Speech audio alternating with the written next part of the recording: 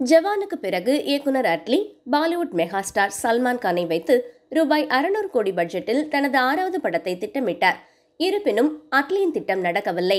நடிகர் சல்மான் கானின் மோசமான நிலையை கருத்தில் கொண்டு தயாரிப்பாளர்கள் சல்மானின் படத்தில் இவ்வளவு பெரிய தொகையை முதலீடு செய்ய துணியவில்லை. இப்போது அட்லி அல்லு அர்ஜுனுடன் இணைந்திருக்கிறார். சன் பிக்சர்ஸ் இந்த படத்தை தயாரிக்க இருந்தது. ஆனால் சல்மானின் தற்போதைய தோல்விகளை கருத்தில் கொண்டு முதலீடு செய்ய தயங்கினர்.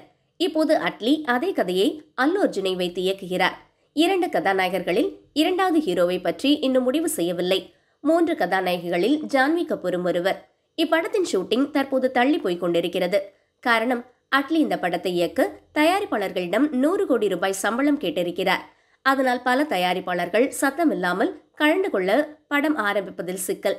பேபி ஜான் படத்தை 135 கோடி செலவு செய்து தயாரித்த அட்லி வெறும் 35 கோடி மட்டுமே வசூல் செய்த நிலையில் இழந்த 100 கோடியை அடுத்த படத்தின் மூலமாக சரிகட்ட வேண்டும் என்று சம்பள விஷயத்தில் கராராக இருக்கிறாராம் அட்லி.